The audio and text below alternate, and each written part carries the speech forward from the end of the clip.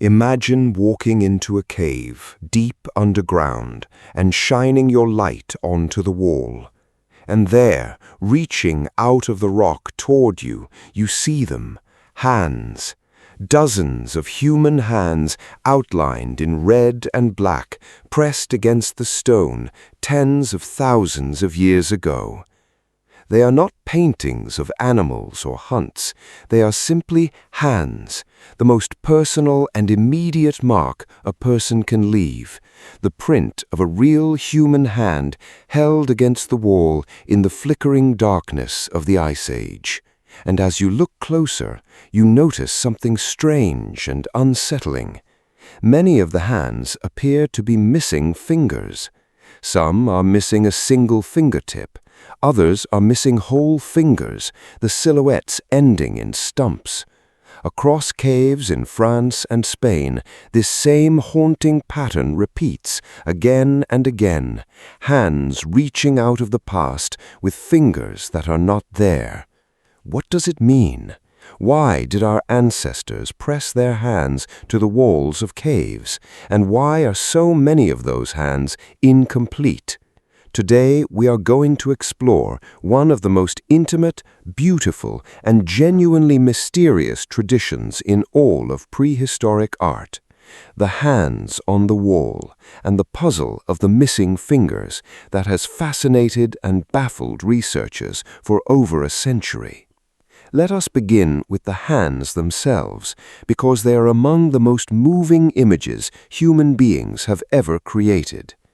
Hand stencils are found in caves all over the world, from Europe to Indonesia to Argentina, and they were made over an astonishing span of time, some of them tens of thousands of years old, among the very oldest art on Earth. And the technique used to make them is wonderfully direct. A person placed their hand flat against the cave wall and then sprayed pigment over and around it, often by blowing a mouthful of liquid paint, a mixture of mineral pigment and water, against the wall and the hand. When they took their hand away, a perfect negative silhouette remained, the shape of their hand outlined forever on the stone, with the rock inside the outline left bare. It is, in effect, a photograph of a hand made tens of thousands of years before cameras existed. And it is profoundly personal. Unlike a painting of an animal, which is one step removed from reality, a hand stencil is the direct trace of a specific individual, the actual outline of a real person's hand. When you place your own hand over one of these stencils, as visitors often instinctively want to do, you are matching your hand to the hand of someone who lived and breathed tens of thousands of years ago. Few things collapse the distance of time so completely. So why did they do it? Why press your hand to the wall and spray it with paint? This is the first great mystery, and while we cannot know for certain, the very nature of the act suggests something deeply human. A hand stencil feels like a statement of presence, a way of saying, I am here, I exist, I was in this place. It is the same impulse that makes a child press a handprint into wet cement, or makes us carve our initials, or place our hand in a celebrity's handprint at a famous landmark. The hand is the part of us that touches and shapes the world, the most personal mark we can make. Some researchers think the stencils were part of rituals, perhaps connected to the cave itself as a sacred space, or to ceremonies of coming of age, healing, or spiritual connection. The placement of hands on the wall may have been a way of reaching into the rock, of touching the spirit world believed to lie just beyond the stone surface. Others note that the hands often appear alongside paintings of animals, perhaps connecting the person to the creatures, the hunt, or the forces they depicted. We may never know the full meaning, but the gesture itself, a person reaching out to leave the print of their hand, speaks across the ages with extraordinary directness. But it is the second mystery, the missing fingers, that has truly captivated researchers. In certain caves, the proportion of incomplete hands is striking. At one famous cave in France, half of the many hand images are missing at least one finger or finger segment. At another French cave, more than half show missing digits. And at a cave in Spain, the great majority of the hands are incomplete. This is not a rare accident or a few odd examples. In these places, hands with missing fingers are common, even dominant.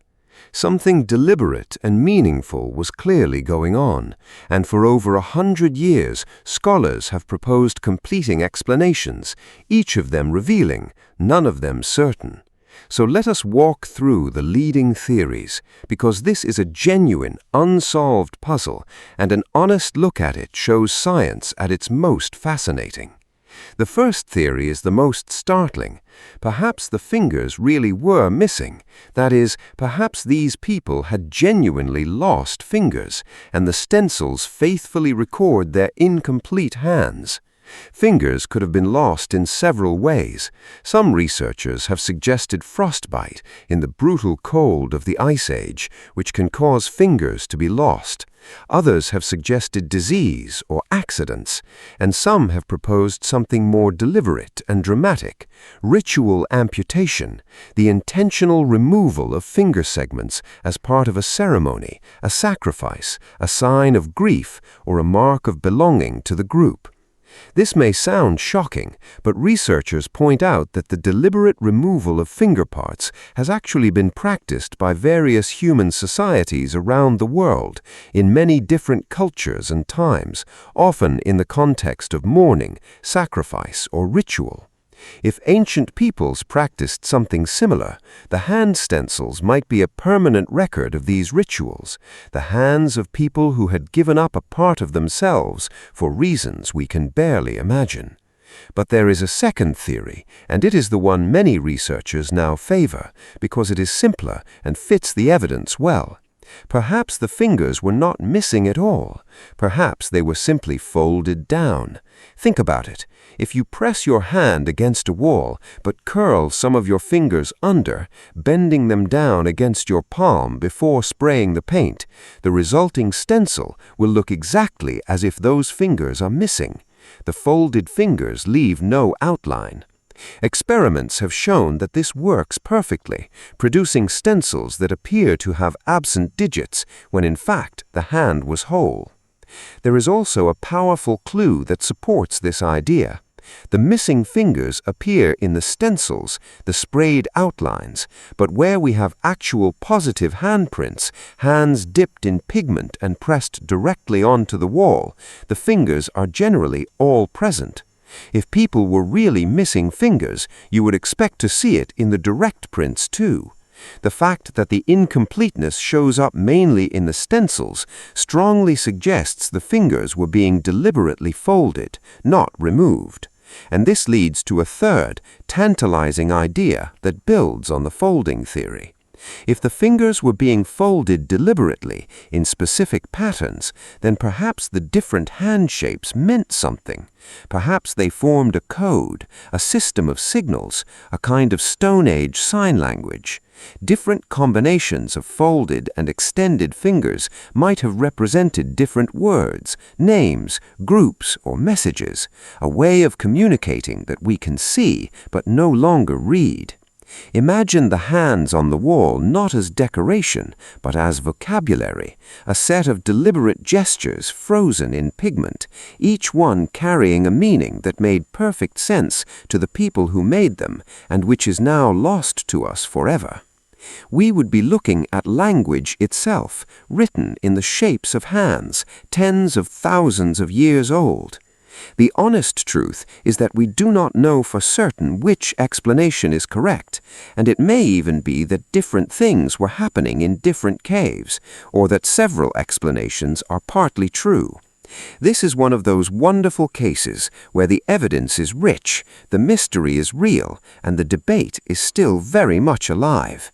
What we can say with confidence is that the hands were deliberate, that they meant something important to the people who made them, and the pattern of missing fingers, whether folded or truly absent, was not random but purposeful. Beyond that, the hands keep their secret, and perhaps that is part of their power. When you stand before a wall of these ancient handprints, you are looking at one of the most direct and personal traces any human has ever left, the outline of a real hand pressed to the rock by a real person in the deep darkness of the Ice Age. Some of those hands seem to be missing fingers, reaching out of the stone with a silent message we can no longer fully understand. They wanted to leave their mark, to say, "I was here," in the only way they could. And tens of thousands of years later, their hands are still reaching out to us across an almost unimaginable gulf of time, asking to be seen, asking to be remembered.